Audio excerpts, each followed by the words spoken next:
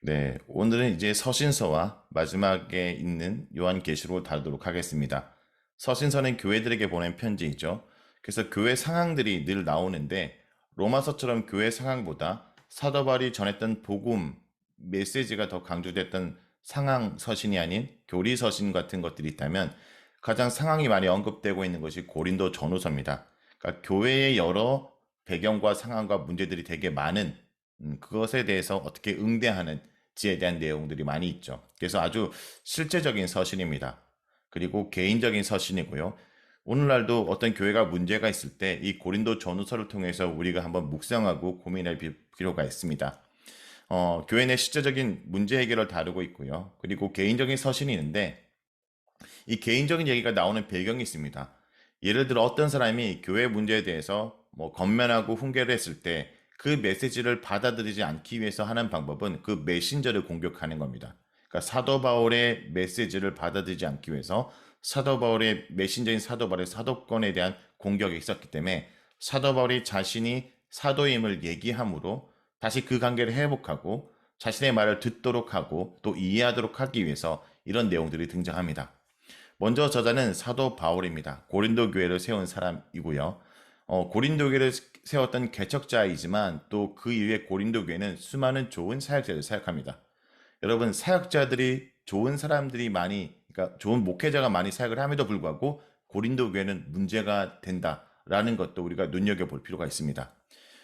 수신자는 고린도 교회인데 그 이유가 있습니다. 고린도라는 지역에 있는 교회인데 고린도는 고대 가장 국제적인 도시 중 하나입니다. 흥청거림, 타락의 대명사, 당시 성적으로 방종한 자들, 고린도 사람 같다라는 말 자체가 음란한 사람이다라는 의미가 가질 정도로 가장 악한 그리고 또 방탕한 상황 속에 있었습니다. 근데 여러분, 아이러니하게도 이런 데가 빨리 성장합니다. 사람이 많고 재정이 많이 모이고 그러다 보니까 고린도 교회는 성장은 빨랐습니다. 하지만 성숙하지 못했죠. 사도 바울이 2차 전도회 때 세웠던 교회인데 교회 안에 여러 문제가 등장합니다. 그러니까 어떤 사람들이 교회에 들어와서 그 속에서 성숙하고 변화되는 과정이 있어야 되는데 여전히 교회 안에서도 고린도 사람들처럼 살아가고 고린도 사람들보다 더하게 살아갑니다. 그래서 사도 바울이 편지를 보내게 됩니다. 고린도 전후서는 사도 바울이 고린도에게 보낸 유일한 편지가 아니라 사실은 대부분 학자들이 네 번의 편지를 보냈다고 유추합니다. 첫 번째 보낸 편지가 있었고 이건 교회 안에 고린도인들처럼 성적으로 타락한 자들이 버젓이 교회를 다니고 세상 사람들이 비난할 그런 정도의 사람도 교회 안에서 여전히 버젓이 신앙생활을 해서 그런 자들과 교제를 금하는 내용을 얘기를 합니다. 그리고 두 번째 편지가 바로 고린도 전서라고 보고 있습니다. 결혼, 우상제물, 그러니까 교회 안에 이 앞에 있는 문제와 동시에 여러 교회 안의 이슈들을 다루고 있고 권면하고 있습니다. 자, 세 번째 편지를 보내는데 사도벌이 이 앞에서 두 번지를 보내자 이 메시지를 받아들이지 않고 이것에 해당되는 사람들을 거부했겠죠. 그래서 사도 바울의 사도권에 대한 비판들을 했습니다. 그래서 바울이 비판했던 자들을 벌하고 또 그들을 어떻게 훈계하고 어떻게 조치할 것에 대한 내용들이 있었고요. 네 번째 편지가 고린도서입니다. 세 번째 편지 이후 그들의 상황을 나름대로 잘 정리하고 있었고 그래서 사도 바울이 그들에 대한 권면과 칭찬을 하고 자신의 사도권을 다시 변호하는 그래서 자신의 사도권에 대한 얘기 변호가 많이 나오는데 이건 변명하기 위한 것이 아니라 복음을 증거하기 위해서 자신의 메시지를 받아들이기 위해서 말하는 부분이다라고 볼 수 있습니다. 그리고 여기서 나오는 것이 사도의 직분 자체가 화목이다. 그래서 화목을 강조하는 본문이기도 합니다. 고린도전서는 성숙한 교회의 모습을 강조합니다. 고린도 교회는 항구 도시라는 지리적 조건 때문에 쉽게 성장했지만 아쉽게 성숙하지 못했고 감사하게 은사는 많았지만 불행하게 사랑은 적었습니다. 그래서 사도 바울은 1장에서 6장의 고린도 교회의 문제들을 구체적으로 건면하고 7장부터 16장까지 고린도 교회의 질문들, 그러니까 여러 이슈들에 대해서 또 대답을 합니다. 고린도전서는 오늘날 우리 교회에게도 말합니다. 빨리 성장하기 위해 좋은 자리를 차지하려고 하지 말고 성숙하기 위해 낮은 자리를 찾아가라. 하나님이 주신 은사로 시끄럽게 나를 드러내지 말고 보내신 그 자리에서 조용히 예수님의 사랑을 증거하라고 말합니다. 고린전서가 말하는 성숙한 교회의 모습은 하나님이 주신 은사로 타인 중심적인 삶을 사는 공동체입니다. 그래서 바로 사랑에 대한 얘기가 나오죠. 사랑은 오래 참고, 사랑은 온유하며, 시기하지 않으며, 사랑은 자랑하지 않으며, 교만하지 아니하며, 무례하지 행하지 아니하며. 그래서 사도 바울의 중요한 메시지가 뭐라고 했습니까? 믿음, 소망, 사랑, 그 중에 제일은 사랑이다가 여기 나오는데, 이것을 로마서의 관점 그리고 고린도를 연결하면 예수 그리스도를 믿어서 소망이 생긴 자들은 서로 사랑하며 산다라는 겁니다. 고린도 교회의 문제를 조금 더 다루면 고린도 교회의 여러 이슈 중에 계파가 있었습니다. 이런 거예요. 나는 사도 바울과 개척 멤버야. 나는 아볼로와 제자 훈련을 했어. 좋은 사역자들을 만났고 그들과 시간을 보냈지만 문제는 뭐냐면 그들을 따르는 겁니다. 그들을 따르는 이유는 뭘까요? 그들을 좋아해서요? 아니요. 나를 드러내기 위해서. 나 개척 멤버야. 나 제자 훈련 받았잖아. 나 누구한테 세례를 받았잖아. 겉으로는 그들을 존경하고 따른 것 같지만 사실은 그것을 통해서 나를 드러내는 주대심의 문제인 거죠. 고린도 전서의 중요한 이슈 중에 하나가 주대심입니다. 그리스도를 나의 구주로 모시는 것이 아니라 여전히 내가 주가 되고 주인이 돼서 나를 드러내는 그런 문제들 속에 여러 문제가 있었습니다. 자, 그런 메시지를 받아들이지 않고 부정하고 또 여전히 자신들의 당담을 내세웠던 자들은 어떻게 했냐? 사도 바울을 공격했습니다. 사도 바울이 그런 자격이 있을까? 사도권에 대해서 의심하자 이제 세 번째 편지가 보내지고 그 세 번째 편지를 받아들이고 정리하는 가운데 이제 네 번째 편지가 보내지는데 바로 그것이 고린도후서입니다. 고린도후서는 화목을 강조하는데 이 화목이라는 측면이 또 사도권과 연결됩니다. 모든 것이 하나님께로 났나니 저가 그리스도를 말미암아 우리를 자기와 화목하게 하시고 또 우리에게 화목하게 하는 책을 주셨으니. 그래서 고린도후서는 성도와 사도 바울의 화목. 그래서 뭘 얘기하냐? 사도권에 대해서 말하는 이유가 이 사도도 화목의 직분, 화목을 위해서 주셨다라고 얘기합니다. 그리고 성도와 성도 간의 화목, 그리고 성도와 하나님과의 화목을 얘기하죠. 먼저 성도와 사도 바울의 화목은 자신 위에 사도권을 말합니다. 주께서 주신 권세는 너희를 무너뜨려 하신 것이 아니요 세우려 하신 것이니 내가 이에 대하여 지나치게 자랑하여도 부끄럽지 아니하리라. 또 성도와 성도의 화목은 뭐냐면 구제 헌금입니다. 이건 예루살렘 교회가 여러 재난을 당하고 힘든 가운데 있었습니다. 그 교회를 향한 구제 헌금을 너희들이 성실히 해서 그들의 부족함을 너희들이 채우고 성도 간에 화목해야 된다라는 거죠. 이제 너의 넉넉한 것으로 그들의 부족한 것을 보충함은 후에 그들의 넉넉한 것으로 너희의 부족한 것을 보충하여 균등하게 하랍니다. 그리고 또 한 가지, 마지막으로 하나님과 성도의 화목을 위해 화목을 명령합니다. 그러므로 우리가 그리스도를 대신하여 사신이 되어 하나님이 우리를 통하여 너희를 건면하신 같이 그리스도를 대신하여 간청하니 너희는 하나님과 화목하라. 그러므로 고린도서에서 사도 바울이 자신의 사도권을 주장하는 것은 화가 나서 항거하는 것이 아니라 화목을 위해 증거하는 겁니다. 그래서 이렇게 사도 바울은 1장부터 7장은 바울의 사역과 직무를 설명하고 구제헌금을 통해 성도 간의 화목, 그리고 사도 바울의 사도권을 강조하면서 뭡니까? 화목의 직책을 얘기하면서 하나님과 화목하라 라는 얘기를 합니다. 자, 그 다음은 갈라디아서인데요. 여러분, 갈라디아서는 우리가 보통 칭의 논쟁에 많이 이용되는 본문입니다. 그런데 그러다 보니까 갈라디아서 전체의 어떤 편지적인 메시지를 정리하지 못하는 경우가 있어서 좀 갈라디아서 좀 쉽게 정리를 해보겠습니다. 갈라디아서의 배경은요. 갈라디아 교회에 유대인 출신과 그리고 이방인 출신 그리스도인이 있었습니다. 그런데 어느 날 거짓 교사가 와서 거짓 가르침을 전함으로 교회에 문제가 생기게 됩니다. 저자는 사도 바울이고요. 기록 목적은 갈라디아 교회에 발생한 신학적, 목회적 위기를 해결하기 위한 기록입니다. 자, 여러분 이 얘기를 한번 들어보십시오. 이 얘기가 맞는지 아닌지 한번 분별해 보세요. 우리가 예수를 믿어서 그리스도인이 되었죠. 이한 그리스도인이 된 김에 여러분 할례도 행하고 유대인의 절기도 지켜서 더 흠이 없는 하나님의 백성이 되면 어떨까요? 안식일도 이제 구약에 지키고. 여러분 이 말이 맞을까요? 틀릴까요? 맞다 1번, 틀리다 2번. 한번 손가락을 들어볼까요? 하나, 둘, 셋.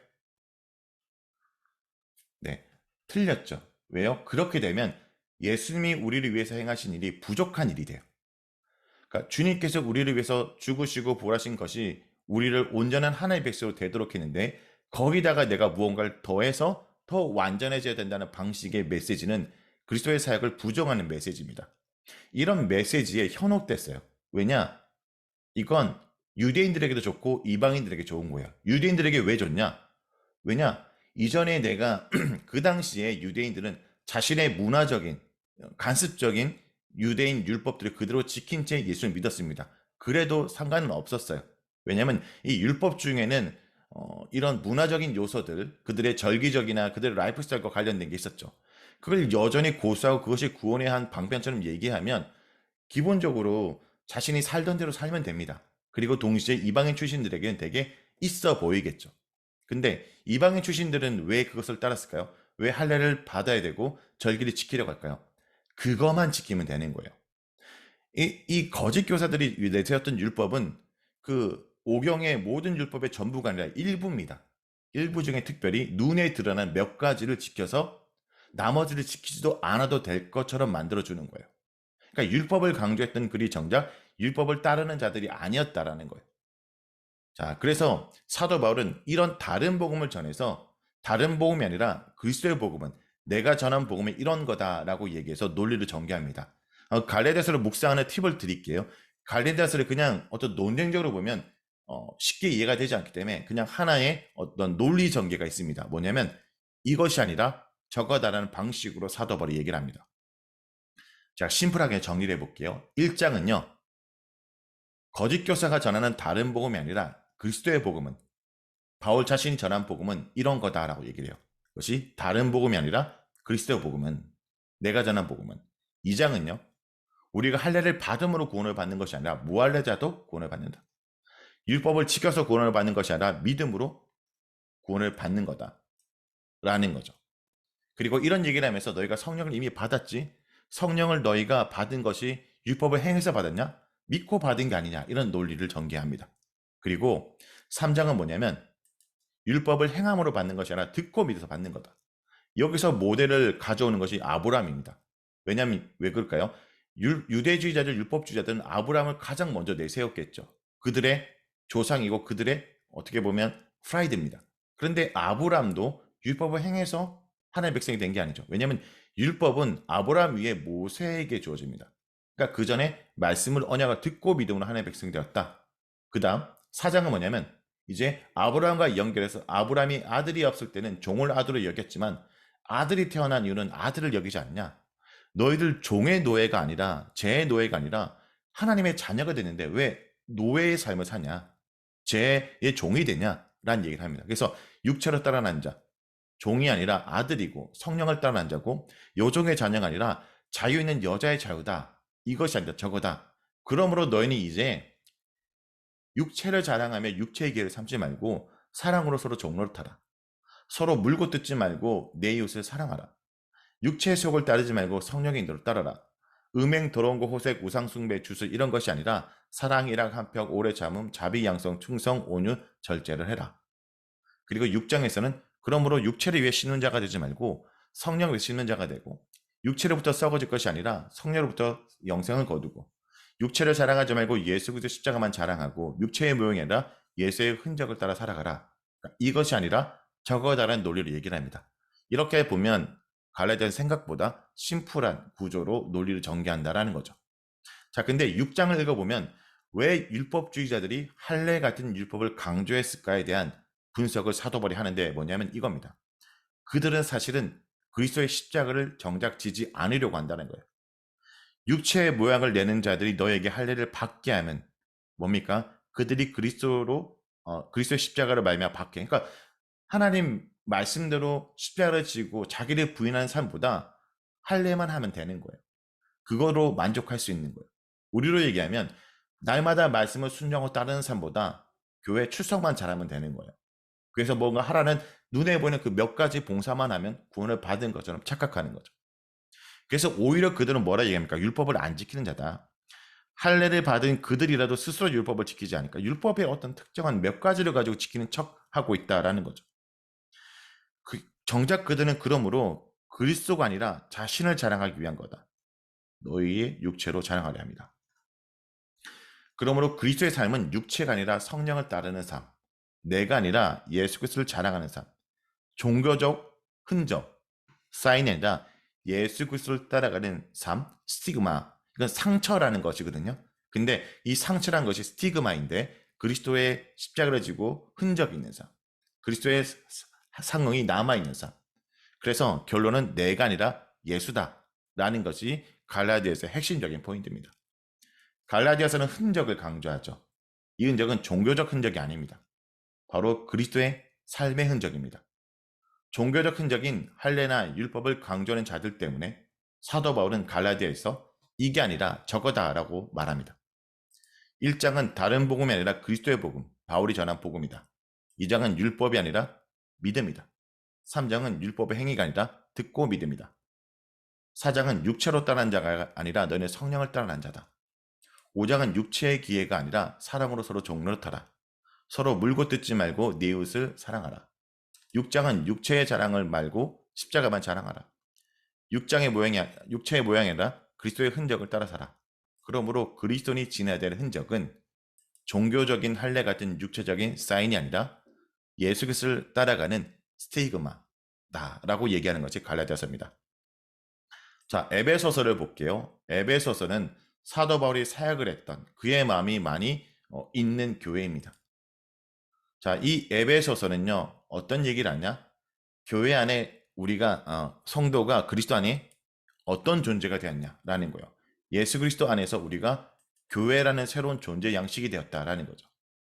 그래서 1장부터 3장은 하나님께서 그리스도를 통해서 예수 안에서 새로운 존재, 우리를 교회로 만들었다라는 거예요. 그래서 그리스도의 몸됨을 강조하는 것이 에베소서, 그리스도의 머리됨을 강조하는 것이 골로새서, 이렇게 우리가 보통 비교하면서 보죠. 에베소 4장과 6장 이제 그런 새로운 존재로서 어떻게 살지를 구체적인 겉면, 개별적인 측면, 그리고 그렇게 살아가기 위해서 너희가 영적 싸움을 싸워야 된다라고 하는 전신갑주가 여기 등장합니다. 그래서 전신갑주가 그냥 등장한 것이 아니라 우리가 온전한 교회 공동체로 살기 위해서 우리가 붙들어야 될 모습이다라는 거죠. 자, 1장을 약간 구체적으로 한번 볼게요. 1장은 그리스도 안에서 우리가 교회가 되었다라는 걸 얘기를 하는데, 자, 편지죠. 편지의 양식이 서신서를 그대로 나타납니다. 문안인사가 있고요. 그 다음에 하나님을 찬양하는, 감사하는 본문이 그 다음에 3절에 있죠. 근데 여기를 읽어보면 이렇게 얘기합니다. 찬송하리로다 하나님 곧 우리 주 예수 그리스도의 아버지께서 그리스도 안에서 하늘에 속한 신령한 복을 우리에게 주시되. 자, 여기 신령한 복을 주목해야 되는데, 자, 신령한 복이 뭘까요? 본문 속에 답이 있습니다. 바로 창세전에 우리를 택하신 것, 거룩하고 흠이 없게 한 것, 기쁘신 뜻대로 예정하시고 예수 그리스도로 하나님 아들이 되게 한 것. 그러니까 신령한 복을 보면 어떤 소유가 아니라 우리가 그러한 존재, 상태가 되도록 했다. 예수 그리스도 안에서 바로 그런 상태, 바로 교회가 되도록 했다라는 겁니다. 에베소 1장을 보면 반복되는 단어가 있는데, 여러분 말씀을 우리가 묵상하거나 아이들에게 있도록 가르칠 때 성경에서 가장 많이 쓰는 방법이 반복이라고 했습니다. 안에서란 말이 많이 반복돼요. 볼까요? 그리스도 안에서, 그리스도 안에서, 그리스도 안에서, in Christ Jesus, 예수 그리스도 안에서라는 게 반복되죠. 이걸 정리하면, 반복되는 단어 정리하면 이렇게 가능해요. 우리가 예수 그리스도 안에서 하나님의 자녀가 될 것이 이전부터 하나님의 계획이었고, 창세전부터, 그리고 지금 그리스도 안에서 우리가 성령을 받고 거룩하게 흠이 없게 되었으며, 앞으로도 뭡니까? 예수 그리스도 안에서 하나님을 온전히 찬양할 존재가 되어 간다라는 겁니다. 그렇다면 이 본문을 정리하면 무슨 뜻일까요? 우리라는 존재는 예수 그리스도 안에 있을 때 의미 있는 존재라는 거예요. 자, 이것을 갖고 우리가 어떻게 적용 가능할까요? 우리 아이가 인스카이 하면, 우리 아이들이 인대기업 하면, 우리가 어떤 곳에 들어가서 살면 우리 행복이 보장되는 것이 아니라 in Christ Jesus, 예수 그리스도 안에 있을 때 우리가 진정한 의미 있는 존재, 교회로 살아갈 수 있다라고 얘기하는 거죠. 그런 측면에서 에베소 1장에서도 놓치지 말아야 될 단어들은요, 우리라는 단어입니다. 내가 아니라 기억하셔야 돼요. 우리라는 단어를 쓰고 있어요. 그리스도의 장성한 분량을 나아가는 것도 우리입니다. 여러분, 내가 아니기 때문에 지금 우리가 같이 세미나를 듣고 있지 않습니까? 그렇죠? 교회 공제는 함께 성장하는 거예요. 그래서 우리가 교회가 되었다.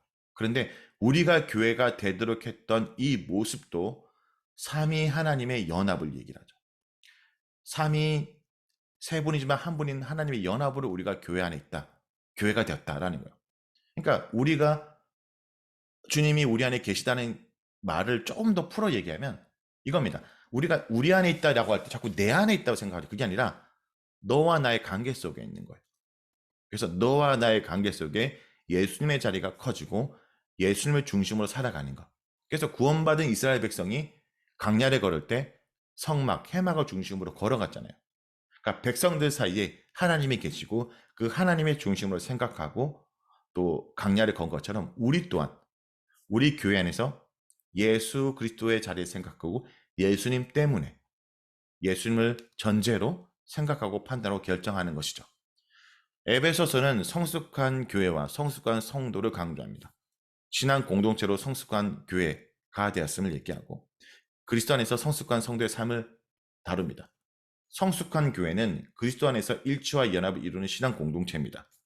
그리스도 안의 일치는 그리스도의 통치를 따를 때 이루어지고 그리스도 안의 연합은 그리스도의 사랑으로 화합될 때 이루어집니다.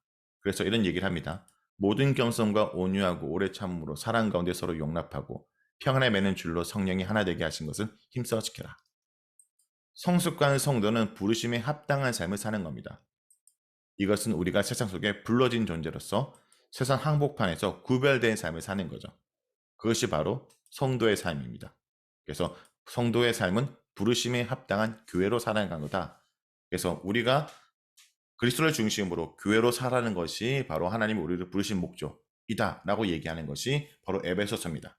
자, 그 다음 빌립보서를 볼게요.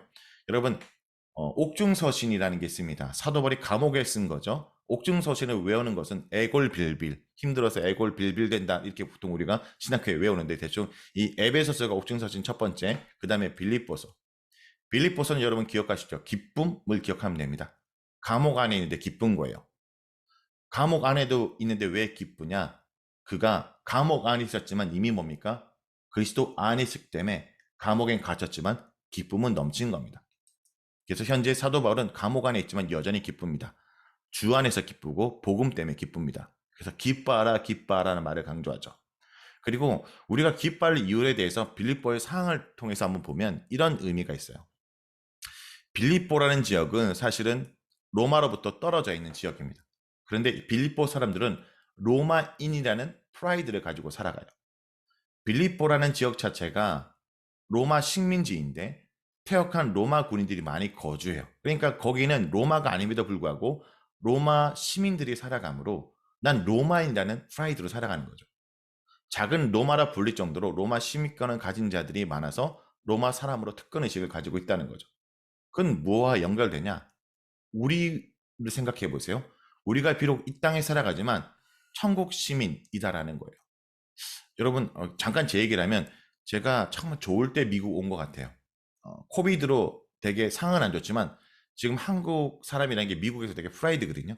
왜냐면 미국 초등학교에서 아이들이 체육 시간에 BTS 노래가 나와요. 그리고 미국 사람들은 지금 한국 드라마를 봅니다. 그래서 제가 영어 투투를 하면 너 한국 사람이냐? 그러면 드라마 그 오징어 게임 내용은 별로 안 좋지만 이렇게 물어보는 거죠. 그러니까 저는 미국에 있지만 한국 사람이라는 프라이드로 살아가는 것처럼 너희가 이 땅에 살아가지만 천국 시민이다. 그러므로 너희가 감옥에 있든지 어디 있든지 복음 때문에 기뻐할 수 있다라는 맥락에서 얘기하는 거죠. 빌립보 교회는 유럽에 세워진 첫 교회로 바울의 두 번째 전도연 때 세워졌습니다. 사도 바울의 선교를 많이 지원했던 교회예요. 근데 교회 안에 조금 어려움들이 있었습니다. 이단의 공격, 핍박, 가난, 그리고 또 교회 안에 잘 섬기는 성도들 사이에 이오디에와 순두계의 갈등도 있었어요. 빌립보 성도들이 보내주는 헌금을 감사하기 위해서 기록했고요. 그 다음에 박해 중에 있는 그들을 격려하면서 예수 그리스도에서 주시는 진정한 기쁨을 보여주기 위해서 기록합니다. 분열하는 빌립보 교회, 아까 그런 잘 섬기는 이 성도들 사이에도 어떤 그 갈등이 있었기 때문에 연합을 위해서 기록한 거죠.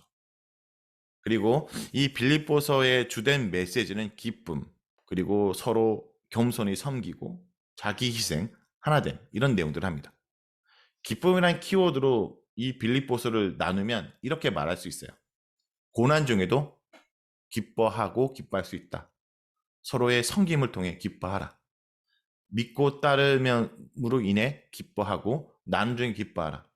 고난 중에 기뻐하라는 건 이거예요. 모든 성도가 너가 복음에 참여함으로 인해 기쁘다. 내가 지금 감옥에 있지만 오히려 이것이 복음 확장의 기회가 돼서 난 기쁘다. 그리고 주 안에 하나 되고 서로 섬김으로 기뻐하라. 그리고 또 이렇게 잘 섬기는 모델들도 얘기하면서 기뻐하라 얘기합니다. 내가 신앙생활을 온전히 할 때 세상 가운데 힘들고 핍박을 받지만 믿음 중에 기뻐하라. 그래서 오히려 믿음의 본을 따르고 믿음의 경주를 하라라는 얘기를 하고 있죠. 그리고 이제 일치와 서로가 섬기고 나눔으로 이런 기뻐하라. 한 마음을 품고 주 안에 간용하라. 자족할 수 있는 기쁨, 나눔과 감사로 채우는 기쁨 이렇게 얘기합니다. 빌립보서는 기쁨을 강조합니다. 고난 중의 기쁨, 성긴 중의 기쁨, 믿음 중의 기쁨, 나눔 중의 기쁨. 빌립보서는 16번이나 기쁨을 말합니다. 주를 위한 기쁨, 주 안에서 기쁨, 주님의 기쁨이 되라라는 거죠. 사도 바울은 감옥 안에 있기 전에 먼저 그리스도 안에 있었기 때문에 자신이 어떤 상황이 있든지 상관이 없었습니다. 그래서 나오는 말 이거예요. 나는 비천에도 처할 줄 알고 풍부에도 처할 줄 알아. 모든 일 곧 배부름과 배고픔과 풍부와 궁핍에도 처할 줄 아는 일체의 비결을 배우노라. 내게 능력 주신 자 안에서 내가 모든 걸 할 수 있다. 이 말이 여기서 나오는 겁니다. 그래서 내가 어떤 상황, 나를 둘러싼 컨디션이 아니라 내가 컨미션이 있기 때문에 나는 기뻐할 수 있다라는 것이죠. 사도 바울은 옥중에서 걱정과 염려로 갇힌 것이 아니라 주님이 주신 기쁨으로 넘친 겁니다. 그래서 이와 같이 너희도 기뻐하고 나와 함께 기뻐하라. 그러므로 여러분, 그리스도인들에게 기쁨은 선택적 감정이요. 우리는 기뻐할 수 있고 기뻐하기로 선택해야 되고 주님의 기쁨으로 살아야 된다. 라고 얘기하는 것이 빌립보서입니다. 자, 그 다음 에골 빌빌 중에 이제 골에 해당하는 건데 골로새서입니다. 골로새서는요, 기억하시면 에베소와 연결해서 기억하시면 좋은데 에베소는 그리스도 안에서 하나됨, 연합됨을 얘기를 해요. 골로새서는 그리스도가 교회의 머리임을 얘기해요. 그래서 그리스도의 신성과 인성을 강조하면서 그리스도가 교회의 머리 된다는 것을 말하고 있습니다. 그 이유를 한번 볼게요. 골로새 교회는 여기 있는 지역입니다. 사도 바울의 저자고요. 한 번 방문한 적이 없었습니다. 한 번도. 근데 이 방문한 적이 없지만 에바브를 통해서 교회 상을 듣게 돼요. 그리고 골로새서는요. 골로새 교회는요. 주로 이방인들로 이루어졌습니다. 그래서 나중에 이 빌레몬서도 이 골로새 교회를 전제를 하고 있어요. 당시 사도 바울은 로마의 제수로 이제 옥중서시 가택 연금 산택이 있었고 방문자 중에 에바브를 통해서 교회 상을 듣고 지금 교회에 어떤 일이 있냐 거짓 교사들을 통해서 교회가 어려움을 겪고 있다라는 얘기를 표현했습니다. 여러분 서신서들의 이제 흐름을 보면요. 서신서의 초반에 보면 바른 복음이 무엇인지 복음을 정리하는 메시지가 좀 많이 등장하죠. 로마서 같은 경우 앞부분에 있잖아요. 그런데 뒤로 갈수록 주로 메시지가 거짓 교사들, 박해, 핍박 이런 내용들로 이어집니다. 그래서 그 부분에서 거짓 교사가 이제 많이 등장하고 있습니다. 왜냐하면 교회의 여러 위기를 겪게 하고 무너뜨리라는 사단의 세력이 있겠죠. 근데 이 바울이 경고하는 거짓 가르침이 이겁니다. 율법주의, 금욕주의, 그리고 특별히 골로새 교회에서 거짓 가르침은 천사 숭배 같은 그리고 비밀한 지식 얻으려고 노력하는 이게 영지주의라고 얘기를 합니다. 이런 것들 그래서 그리스도의 신성을 아예 부인해 버리도록 하는 것. 그리스도의 신성을 부인하고 오히려 천사 숭배 같은 것들 얘기하니까 어떻게 해요? 그리스도가 교회의 머리고 그리스도의 신성, 하나님의 아들이시다라는 얘기하죠. 자, 그래서 골로새서에서는 그리스도의 신성, 교회의 머리 예수 그리스도, 그리고 교회의 연합, 거짓 가르침 이런 주제들을 많이 다룹니다. 1장부터 2장은 그리스도께서 행하신 일을 통해 근데 이 일이 그리스도의 우월성, 탁월성들 얘기를 합니다. 그리고 그렇기에 그리스도를 따른 자로서 어떻게 살지를 얘기합니다. 여러분 3장부터 4장을 보면 에베소서와 비슷해요. 비슷하지만 그 전제가 좀 다르죠. 그러니까 에베소서는 예수 그리스도 안에서 하나됨을 이루는 측면에서 건면하고 있다면 이제 골로새서는 예수 그리스도를 머리로 두고 있기 때문에 건면하고 있죠. 그러므로 이렇게 생각하시면 어떨까요? 읽어드리면서 정리해 볼게요. 골로새서는 그리스도를 강조합니다. 에베소서가 그리스도의 교회를 강조, 그러니까 하나됨을 강조했다면, 교회됨을 강조했다면 골로새서는 교회 머리인 그리스도를 강조하는 거죠. 골로새서 1장부터 2장은 그리스도의 우월성을 말하고 3장부터 4장은 그리스도를 믿는 성도의 성숙한 삶을 말합니다. 골로새서에서 그리스도는 하나님을 사랑하는 아들, 보이지 않는 하나님의 형상, 모든 창조보다 먼저 나시니 우월성들을 얘기를 해요. 만물을 창조하신 분, 교회의 머리, 만물의 으뜸, 하나님이 충만하신 분, 화목제물, 영광의 소망, 하나님의 비밀, 정사와 건세를 머리 등으로 말합니다. 이렇게 골로새서가 그리스도에 대해서 거듭 묘사하면서 우월성을 강조하는 것은 바로 뭐냐면 바로 우리에게 그리스도가 답이라는 거예요. 답 없는 오늘을 사는 우리에게 골로새서는 말합니다. 그리스도 안에서 답을 찾고 그리스도로 대답하라 라고 말한 것이 교회의 머리는 그리스도를 강조하는 거죠. 그래서 여러분, 교회 안에서 우리가 해야 되는 건 뭐냐면 너와 나 사이에 그리스도가 있고 그리스도의 자리가 커지고, 에베소서 우리의 결정의 중심에 그리스도가 있어서 그리스도를 높이는 결정을 하고, 골로새서 이렇게 보시면 될 것 같습니다. 자, 그런데 이제 이 데살로니가 전후서를 다룰 때 왜 이런 이슈가 등장하냐면 재림에 대한 이슈가 등장해요. 사실 데살로니가 전서는 앞부분에 쓰였던 서신입니다. 예수님의 제자들과 그리고 초대교회 성도들은 예수님이 곧 재림하실 거라고 생각했어요. 근데 예수님이 오시진 않았는데 먼저 죽는 자들이 있죠. 그러니까 예수님이 오시기 전에 죽었던 자들은 어떻게 되냐는 질문들에 대해서 의문을 제기하기 시작하고, 그런 부분에서 정리하는 겁니다. 그리고 데살로니가 전후서는 데살로니가 교회를 중심으로 전해지는데 이 교회가 신생교회예요. 볼까요? 저자는 바울이고 독자는 데살로니가 지역에 있는 교회들입니다. 항구 도시로 세워진 교회고요. 세워진 지 얼마 안 된 신흥교회. 그러니까 사도 바울이 이 교회에서 말씀을 가르치는 것이 좀 길지 않았습니다. 세워진 지 얼마 되지 않았고, 그러다 보니까 재림에 대한 오해가 있죠. 그럼에도 불구하고 이들은 신실한 믿음을 지켜서 이들에 대한 격려 또한 있습니다. 데살로니가 교회인들이 믿음 안에 자라도록 하기 위해서 기록했고요. 예수님의 재림에 확신하도록 재림을 기다리는 자세가 무엇인지를 설명합니다. 박해를 받고 있지만 이 박해 가운데 그들이 믿는 걸 칭찬하고요. 그리고 그리스도께 소망을 두고 재림의 준비의 모습이 무엇인지를 말하는 게 데살로니가 전서고요. 데살로니가 후서는 데살로니가 전서가 기록된 이후에도 여전히 뭡니까? 재림에 대한 이슈에 대한 정리가 필요해서 그런 부분들을 다루는 겁니다. 그래서 기록 목적은 격려, 그리고 다시 주의 날에 대한 가르침, 서신서 중에 가장 짧지만 종말에 대한 중요한 사실을 기록하고 있고, 그리고 교리만 다룬 것은 아니지만 기독교의 신앙 중심의 핵심 교리를 가르치고 있다라는 겁니다. 박해 여전히 중요한 이슈고요. 그 다음에 그리스도 재림, 그리고 큰 배도, 그리고 인내, 금에도 인내할 것을 얘기를 하고 있습니다. 데살로니가 전서는 재림과 성결을 강조합니다. 데살로니가 전서는 데살로니가 교인들이 환난 가운데, 박해 가운데 믿음의 봄을 보인 것을 격려하기 위해서 일단 기록돼요. 그래서 칭찬과 격려가 앞부분에 있고요. 그리고 뒤에는 교훈과 권면이 있습니다. 근데 이런 와중에 중요한 이슈인 재림이죠. 특별히 사도 바울은 그들에게 재림에 대해서 많이 언급합니다. 그래서 여기 보면 강림이라는 표현으로 재림을 많이 말하고 있죠. 그리고 재림을 믿고 사는 자는 성결한 삶을 살아야 된다고 강조해요. 평강의 하나님이 친히 너희를 온전히 거룩하게 하시고 또 너희의 온 영과 혼과 몸이 우리 주 예수 그리스도께 강림하실 때 흠이 없게 보존되고, 그러니까 재림을 믿는 삶은 흠이 없는, 그리고 정결한 삶이라는 거예요. 오늘 우리가 예수님이 오실 것을 정말 믿고 기대하고 있다면 저는 이런 표현을 쓰고 싶어요. 아낌없이 살아야 된다. 흥청 많고 사는 것이 아니라 오늘을 주님이 오시는 날로 생각하고 내일 기도하는 게 오늘 기도하는 거고, 내일 말씀 보는 게 아니라 오늘 말씀을 보고 오늘 내 삶의 문제를 정리하는 거죠. 오늘도 주님이 오실 거라고 생각하며 사는 거죠. 내일의 날을 기대하리며 아끼지 말고 오늘도 주님이 오실 수 있게 아낌없이 사는 것. 그래서 등장하는 말씀이 뭐냐면 항상 기뻐하라, 쉬지 말고 기도하라, 범사에 감사, 이것이 그리스도 안에서 너희를 향하신 하나님의 뜻이다. 그러니까 이런 맥락에서 이 구절이 나오는 겁니다. 자, 그러므로 죄로 인생을 소비하는 세상에서 성결한 삶을 살 수 있는 비결은 주를 위해서 아낌없이 다 써버리는 거예요. 거룩한 낭비라고 하는 거죠. 오늘은 나를 위해서 시간을 보내고 나를 위해 하고 주님은 나중에 만나지가 아니라 오늘도 주님과 온전한 관계를 유지하고 살아가는 겁니다. 자, 이렇게 재림에 대해서 자세를 얘기했는데 데살로니가 후서를 보면 다시 더 재림을 말합니다.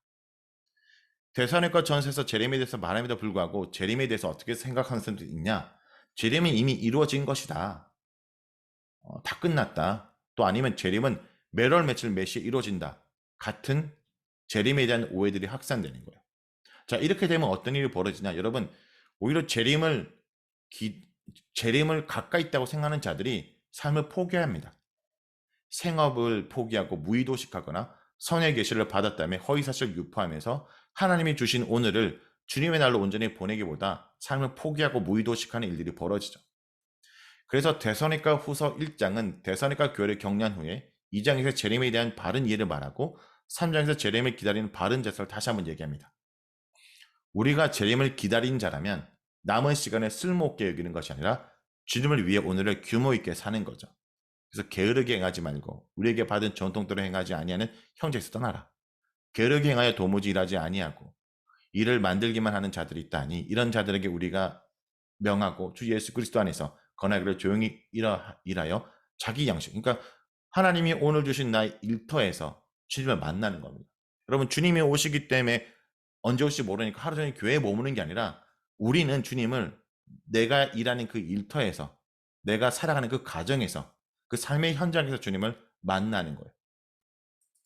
그리스도의 생명을 전하며 신실하게 사는 삶은 일상에서 생업에 종사하며 성실하게 사는 것이 기본이라는 것을 잊지 마는 것. 그 가운데 믿음을 따르고 순종하며 살아가며 그곳에서 주님을 맞이하는 것이 그리스도의 삶이다 라고 얘기하는 것이 바로 데살로니가 후서의 말씀입니다. 자, 그리고 이제 목회 서신인 디모데 전후서 그리고 디도서를 이제 다룰 건데요. 먼저 디모데 전서는 믿음의 선한 싸움을 싸우라 이런 내용이에요. 디모데 후서는요, 주의 일꾼을 강조합니다. 먼저 이걸 좀 정리하면 디모데라는 사람이 에베소 교회의 문제를 해결하게 갑니다. 그 문제를 해결해야 되는데 그 문제를 해결하기 위해선 너희가 믿음의 선한 싸움을 싸워야 돼. 그리고 나중에 이제 디모데후서는요, 그렇게 보냈던 디모데가 아니라 사도 바울의 상황이 좋지 않습니다. 복음을 계속 전하는데도 감옥 갖고 핍박을 받아요. 그래서 사람들이 사도 바울을 부끄러워합니다. 그때 사도 바울이 얘기하는 것이 나는 부끄럽지 않은 주의 일꾼이다. 나를 부끄러워하지 말고 너 또한 부끄럽지 않은 주의 일꾼으로 오히려 고난을 받고 인내하며 살아가라 라고 얘기하는 것이 바로 디모데후서입니다. 디모데 전서의 내용을 보기 전에 좀 배경을 볼게요. 사도 바울의 디모데의 만남은 사도행전에 기록되어 있고요. 디모데는 보통 디모데가 우리가 교회에서 양육해야 되는 귀한 믿음의 모델이기도 한데 외할머니와 어머로부터 신앙을 전수받고 성경교사인 사도 바울을 통해 훈련된 자이죠. 그가 사도 바울의 선교 복음 전도대에 합류합니다. 그런데 어느 날 편지가 오죠. 에베소 교회에 지금 문제가 있다는 거예요. 에베소서를 할 때도 다뤘지만 에베소에 대한 특별한 마음이 사도 바울은 있습니다. 자, 그래서 이 문제를 해결하고 내가 나가고 싶지만 내가 당장 갈 수 없으니까 자신이 사랑하는 제자인 디모데를 보내죠. 그럼 에베소 교회는 지금 어떤 문제가 있냐? 거짓 교사들이 율법을 갖고 와서 자신들의 우월성을 자랑하고 또 그로 인해서 교회가 분란과 다툼이 일어납니다. 자, 그래서 사도 바울은 그들의 가르침이 거짓이다 라는 얘기하고 그들은 율법을 통해서 자기를 자랑하는데 율법은 우리가 죄님을 깨닫게 하는 거다. 그래서 사도 바울 너가 가서 그들과 싸워라. 근데 여러분, 이 싸움은 막장의 싸움이 아니라 선한 싸움을 싸워야 돼. 믿음과 착한 양심을 가지고 이 교회 문제를 해결해 라고 얘기하기 때문에 뭐라 얘기하냐? 너희가 변론하지 말고 기도하는 싸움을 싸워라. 그리고 다투는 게 아니라 오히려 사람을 세우는 싸움을 싸워라. 그래서 디모데전서에 뭐가 나옵니까? 장로와 집사의 직분에 대한 얘기가 그래서 나오는 거예요. 사람을 세우는 싸움, 그리고 참 가보에 대한 얘기가 나오면서 돌보는 싸움을 싸워라. 그러니까 믿음의 선한 싸움을 싸우다라는 얘기죠. 디모데전서는 믿음의 선한 싸움을 강조합니다. 사도 바울은 헛된 신화를 따르고 잘못된 가르침을 전하는 문제가 생긴 에베소 교회에 디모데를 보낸 후에 어떻게 할지를 권면합니다. 1장은 올바른 믿음에 대한 교훈을 하고 2장부터 6장은 에베소 교회를 향한 교훈, 그리고 6장 11절부터 21절은 디모데를 향한 교훈을 얘기하죠. 사도 바울은 디모데에게 교회 문제를 해결하기 위해 싸울 걸 얘기해요. 그런데 이 싸움은 갈라지고 분쟁하는 싸움이 아니라 믿음의 선한 싸움입니다. 자, 어떤 싸움이냐? 분쟁하고 언성을 높일 때 모여서 기도하기 힘쓰는 싸움. 잘못된 가르침을 전하는 거짓 교사 대신에 바른 일꾼, 장로와 집사를 사람을 세우는 싸움. 자기 이익을 챙기는 자들 속에 참으로 돌봐야 될 사람을 챙기는 싸움. 여러분, 교회 문제가 생기면 누가 피해를 보냐? 약한 자들이 피해를 봐요. 신앙이 어린 자들. 그래서 참 가부를 챙기지 못하는 거. 여러분 마찬가지. 교회에서 문제가 생기면 누가 피해를 보냐? 가장 연약한 다음 세대가 피해를 봐요. 그래서 사람을 챙기는 싸움을 싸워라. 의와 경건과 믿음과 사랑과 인내와 온유를 따르는 싸움. 사도 바울에게 하는 겉면이죠. 흠도 없고 책망할 것도 없도록 명령을 지키는 싸움. 선을 행하여 나눠주기를 좋아하고 너그러운 자가 되는 싸움. 우리도 세상과 싸워야 됩니다. 근데 그 싸움은 믿음의 선한 싸움을 싸워라 라고 얘기하는 것이 바로 디모데전서.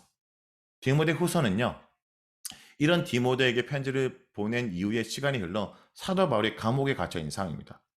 그리고 디모데후서가 아마 사도 바울의 마지막 편지가 아닐까라고 생각을 하는데요. 에베소에 사역하는 디모데에게 사도 바울이 편지를 쓰는 이유는 이겁니다. 사도 바울을 부끄럽게 여기고 사도 바울을 떠났던 자들이 있어요. 여러분 사도 바울처럼 복음 위에서 살아가면 큰 교회 목사님이 되고 막 사람들에게 지지를 받을 것 같지만 사도 바울은 오히려 감옥에 가고 상황이 좋지 않고 오히려 고난을 받습니다.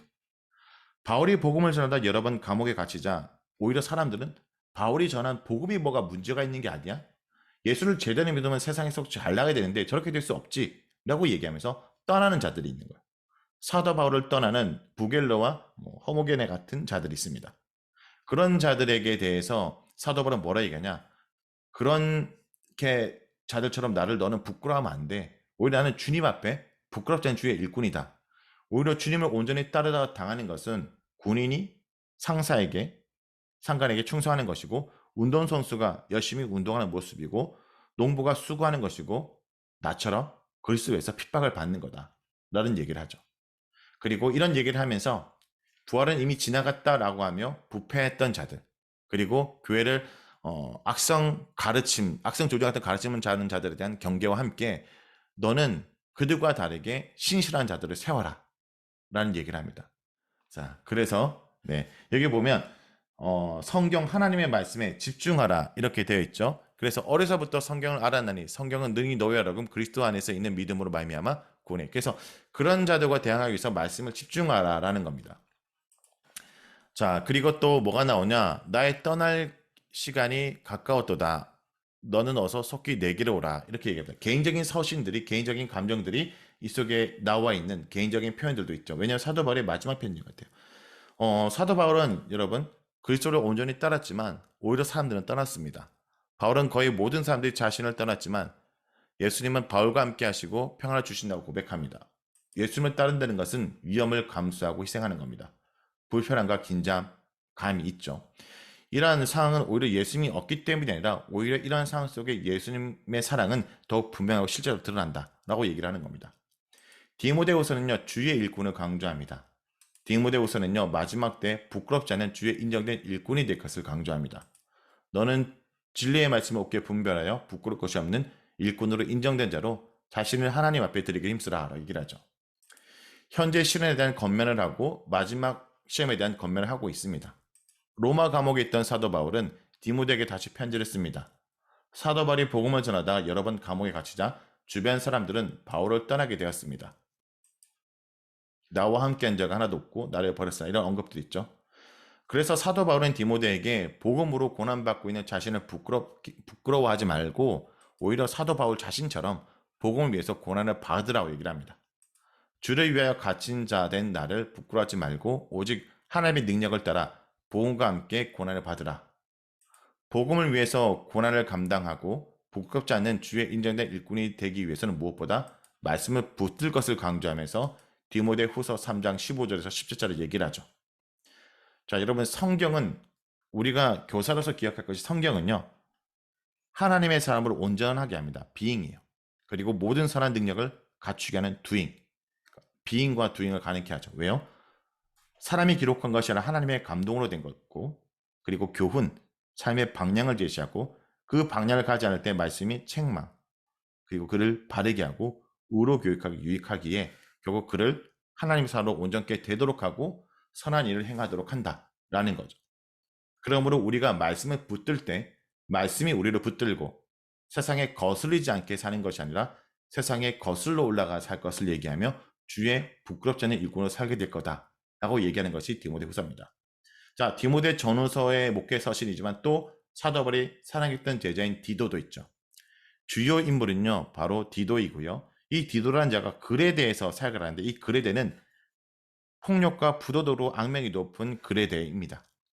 근데 이 디도는 사도 바울이 신뢰했던 자고 참 아들, 내 형제, 동료, 동력자라고 하는 자입니다. 그레데로부터 디도가 건의를 세워주기 위해서 편지를 썼고요. 이제 파견된 이 디도를 세워주기 위해서 편지를 썼고 열악한 환경에 살아가는 디도에게 목회 지침을 줍니다. 그리고 교회 지도자들에게도 이 그레데라는 이런 악명 높은 지역에서 살아가는 성도들에게도 그들이 모범적인 삶을 살도록 하는 거죠. 그래서 디도서는 어떤 본문이냐? 모범이 되라라는 내용이에요. 그래서 교회 지도자를 선출하는 것에 있어서 교회 안의 지도자, 교회 밖의 지도자가 될 것을 얘기를 하죠. 그래서 여러분 교회에서 어떤 집사님이나 아니면 건사님, 장로님 세울 때 대부분 인용되는 본문이 디모데, 전서, 후서, 디도서 이렇게 나오게 되는 배경도 여기 있습니다. 디도서는요 모범을 보이라 얘기를 합니다. 사도 바울은 세속화되었던 그레데 지역 교회를 섬기는 디도에게 교회 질서를 세우고 목회 지침을 위해 편지를 씁니다. 1장은 바른 믿음을 지켜라. 2장은 바른 믿음을 보여라라고 말하죠. 교회 지도자는 성도들에게 본이 되라고 얘기를 합니다. 그래서 먼저 감독은 이렇게 얘기를 하죠. 책망할 것이 없어야 되고. 그런데 이렇게 교회 지도자뿐만 아니라 성도들에게도 얘기합니다. 교회는 세상에서 본이 되어야 됩니다. 그래서 늙은 남자, 늙은 여자, 젊은 여자, 젊은 남자 나이에 따라 구분하는 게 아니라 모든 성도들이 본이 될 걸 얘기를 하는 거죠. 지도자가 본이 되지 못하니 성도가 본대로 살지 못하고요. 교회가 본이 되지 못하니 세상이 어두워 볼 수 없는 겁니다. 진리를 따르는 사람은 하나님과 사람 앞에 지신이 되게 살아야 된다. 모범이 되어야 된다. 라고 얘기하는 것이 디도서입니다. 자, 그 다음은 빌레몬서입니다. 빌레몬서는 가장 개인적인 서신인데 모두가 읽었어야 돼요. 빌레몬이라는 사람이 오네시모를 용서하는 내용입니다. 근데 왜 용서하는 이 주제가 중요하냐? 당신은요, 로마 사회는 주종의 관계가 되게 중요해요. 로마를 이루고 있는 근간입니다. 로마가 통치하에 많은 나라를 다스리고 있었고 많은 노예들이 있었습니다. 혹시 노예가 도망가게 되면 그 노예를 죽이는 게 너무나 당연했어요. 자, 근데 오네시모가 빌레몬의 집에 있는 노예였는데 종이었는데 도망가게 됩니다. 근데 이 오네시모를 이제 용서하라는 내용으로 이제 본문이 얘기하죠. 빌레몬서 1장은 1절부터 7절까지 바울이 빌레몬에게 감사를 전하고 8절부터 25절까지 오네시모를 용서할 것을 부탁합니다. 자, 도망친 종인 오네시모를 빌레몬이 용서하고 형제로 받아들이라는 거죠. 이 개인적인 편지가 성경이 왜 됐을까요? 바로 이 속에 진리가 있기 때문입니다. 핵심 가치 뭐냐?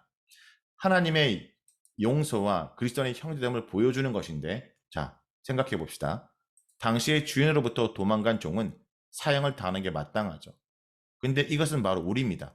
하나님으로부터 도망가 제 아래 살던 우리는, 제 종이 된 우리는 바로 죽어 마땅한 자였어요. 그러나 예수님이 오셔서 대신 죽으심으로 우리가 자유를 누리게 되었다라는 거죠.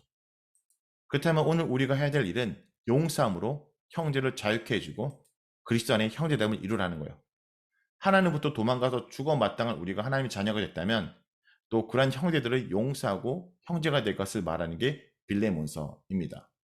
히브리서가 있는데요. 히브리서는요, 밖의 서신이에요.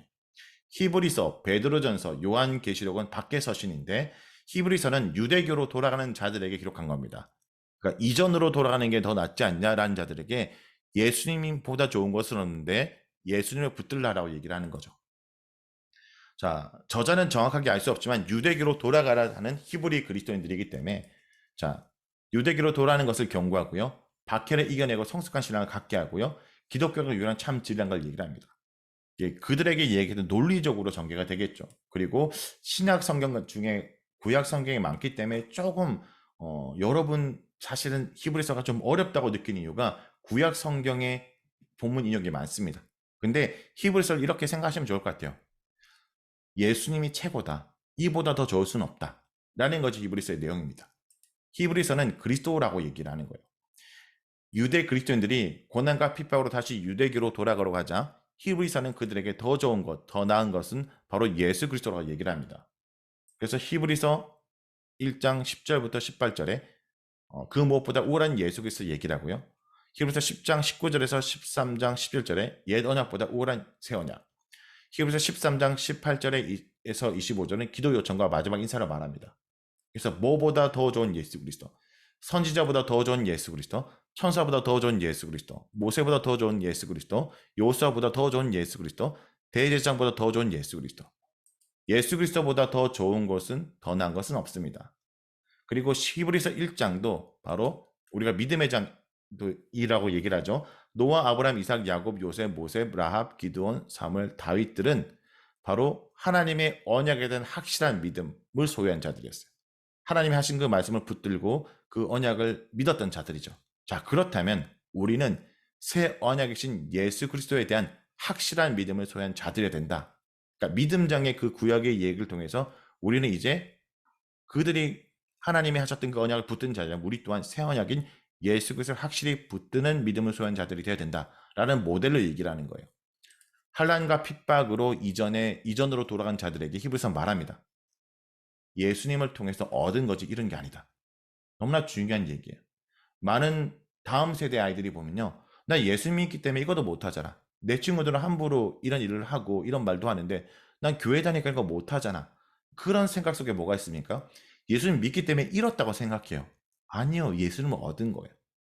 예수님 때문에 얻은 거지 잃은 게 아닙니다. 환난과 고난 가운데 승리하는 방법은 예수 그리스도를 잃지 않는 거라는 것을 붙들라라는 것이 히브리서입니다. 자, 야고보서는 우리가 잘 알지만 행한의 믿음을 얘기하죠. 너희가 믿는다면 믿음의 본이 되라라는 얘기입니다. 야고보서는 말만 하는 것이 아니라 행한의 믿음을 보이라는 거예요. 이같이 행함 없는 믿음은 그 자체가 죽은 것이라 어떤 사람은 말하기를 너는 믿음이 있고 나는 행함이 있으니 행함이 없는 내 믿음을 내게 보이라. 나는 행함으로 내 믿음을 내게 보이라 하리라. 예수 그리스도를 믿는다면 사람을 차별하게 대하지 말고 말에 실수가 없도록 하고 세상과 버타지 말고 서로 비방하지 말고 허투는 것 자랑하지 말고 돈으로 너의 마음을 살찌우지 말라. 오래 참고 인내하라고 말합니다. 믿음은 말을 번지르하게 잘하는 게 아니에요. 말의 포장이 아니라 마음의 포기, 즉 자기 부인을 하는 거예요. 그리스도인들이 믿음으로 자기 포장을 하는 것이 아니라 믿음 때문에 자신을 포기, 그리스도의 십자가를 지고 살아가는 것. 그럴 때 경건의 모양으로 그치지 않고 경건의 능력이 나타난다 라고 말한 것이 바로 야고보서입니다. 자, 베드로전서는 밖에 서신입니다. 밖에 서신은 고난이 이슈죠. 자, 밖에 서신을 정리해 볼까요? 베드로전서, 히브리서, 요한계시록. 나름대로 저는요, 이 흐름이 있다고 생각해요. 베드로전서는 밖에 받는 자들에게 어떤 얘기를 하냐? 너희 정체성이 무엇인지 생각해라. 내가 누군지 생각해라. 라는 거예요. 그리고 히브리서는요, 네가 붙들고 있는 그분이 누구냐? 그죠? 예수님보다 더 좋은 것은 없다라는 얘기를 했죠. 요한계시록은요, 그분이 앞으로 어떤 일을 행할지를 바라봐라. 그러니까 여러분, 환난과 핍박이 있을 때 내가 예수를 통해 어떤 존재가 된지를 생각해 주십시오. 그리고 내가 붙들고 있는 그 예수가 누군지를 생각해 보십시오. 히브리서. 그리고 그분이 앞으로 어떤 일을 할지를 생각해 보세요. 요한계시록. 이렇게 전개가 가능할 겁니다. 베드로전서는 고난을 15번이나 얘기를 해요. 고난을 정리하면 이렇게 되는데 이 고난도 성격이 있습니다. 첫 번째, 예수님이 우리 때문에 당한 고난이 있고요.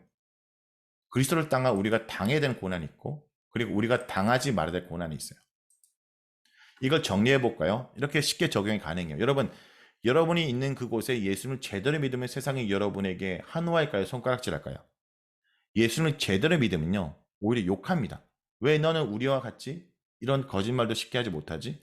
너는 우리와 같이 이렇게 행동을 하지 못하지? 라고 얘기를 할 겁니다. 예수를 제대로 믿으면 욕먹죠. 근데 여러분, 뻔히 여러분이 교회 다니고 예수 믿는지 아는데 그들과 똑같이 행동하면 그들이 뭐라 할까요?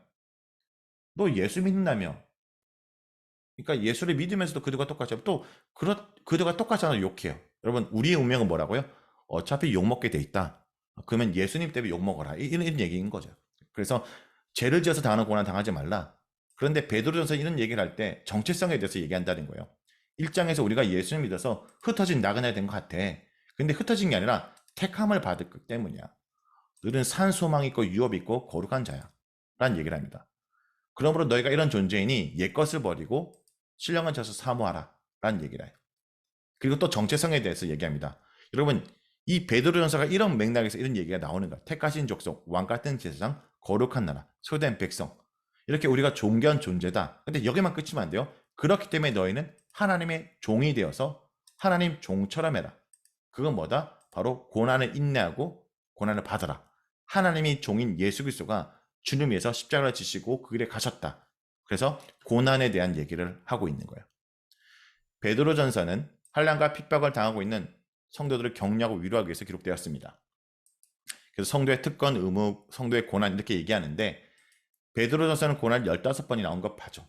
그 중에 그리스도가 우리를 위해 당한 고난이 4번, 그리스도를 따라서 당해야 되는 고난이 10번, 예수 그리스도를 따르지 않고 죄를 지어서 당하는 고난 1번. 결국 우리의 선택은 예수 그리스도를 위해서 고난을 당할 것인가, 예수님을 따르지 않아서 고난을 당할 것인가 둘 중에 하나라는 거예요. 고난을 피할 수 없다면 예수를 따르지 않고 죄를 지어서 당하는 부끄러운 고난이 아니라 예수 그리스도를 따름으로 당하는 부끄럽지 않은 고난을 선택하라 라는 겁니다. 자, 그 다음 베드로 후서입니다. 베드로 후서는 성장하라고 얘기를 해요. 성장하는 그리스도를 위한 안내, 믿음의 덕목들을 얘기하고요. 성장한 그리스도인들에게 오는 위험, 거짓 교사. 뒤로 갈수록 거짓 교사들에 대한 경고가 많죠. 그리고 재림에 대한 얘기도 합니다. 베드로전서가 고난을 당하는, 그러니까 교회가 외부적인 핍박 가운데 겪고 있는 문제를 말했다면 교회 내부적으로 있는 이단들과 거짓 교사에 대한 경고를 하는 것이 베드로서입니다. 거짓 교사의 등장으로 성도들이 미혹화되자 베드로서는 거짓 교사를 조심할 것과 그리고 그리스도인들이 성장해야 될 것을 강조합니다. 거짓 가르침과 세상의 유혹에 흔들리지 않기 위해서는 예수 그리스도의 은혜와 그를 아는 지식에 자라가고 그 진리를 붙들어야 됩니다. 모험한 자들이 미혹에 이끌려 너희가 굳센 데 떨어질까 삼가라.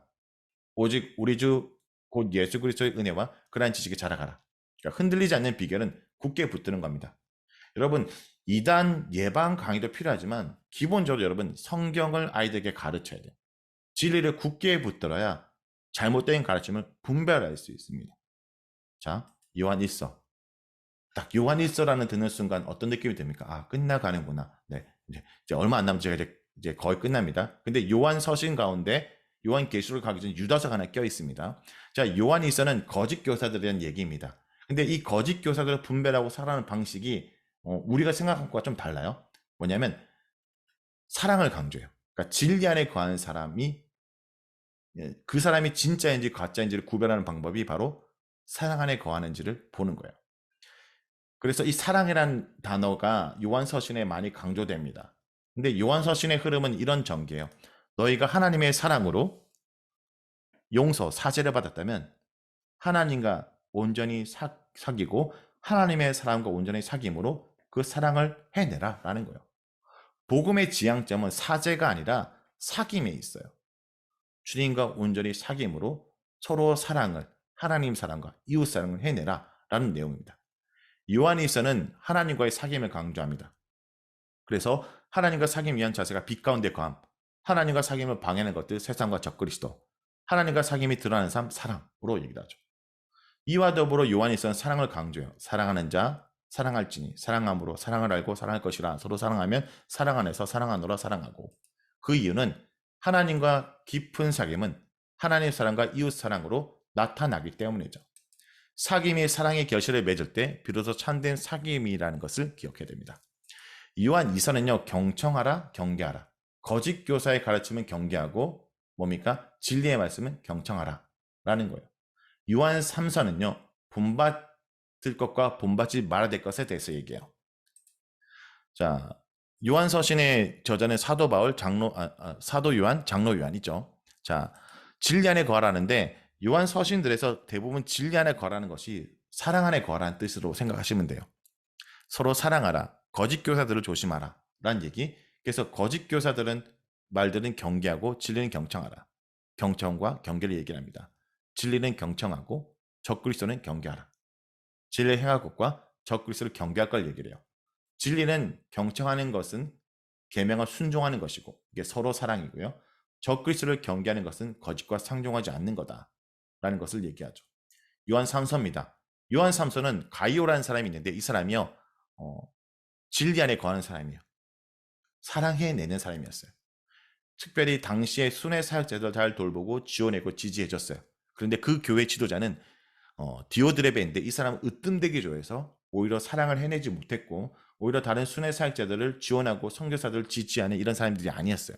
그래서 이런 디오드레벨을 본받지 말고 데메디오 같은, 그러니까 좋은 모델을 본받아라 라는 내용입니다.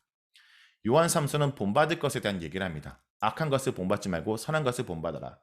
본받을 가이오의 행동을 칭찬하고 본받지 말되 디오드레벨을 언급하고 본받을 데메디오를 얘기를 합니다.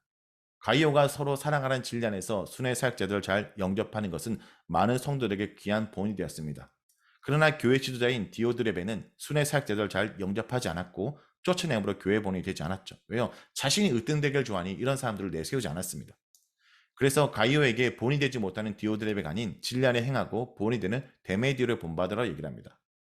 세상에서 귀한 본이 되어야 될 우리가 먼저 해야 될 일은 진리 안에 행하는 자를, 진짜로 살아가는 자를 분별하고 본받아라 라고 얘기를 합니다. 그래서 사랑하는 자의 악한 것을 본받지 말고 선한 것을 본받으라. 선을 행하는 자는 하나님께 속하고 악을 행하는 자는 하나님을 배우지 못하느니라. 자, 요한계시로 넘어가기 전에 유다서 한 장밖에 없지만 이 유다서는 중요한 얘기를 합니다. 바로 거짓 교사들은 결국 심판당했다라는 거예요. 주요 인물은 유다고의 예수님의 친동생입니다. 수신자는 유대 그리스도인들과 세계 각처에 있는 모든 신자들인데 역사 가운데 모든 거짓 가르침을 가르쳤던 자들은 거짓 선지자를 비롯하여 이들은 심판받았다라는 거예요. 유다서는 지키라고 얘기를 합니다.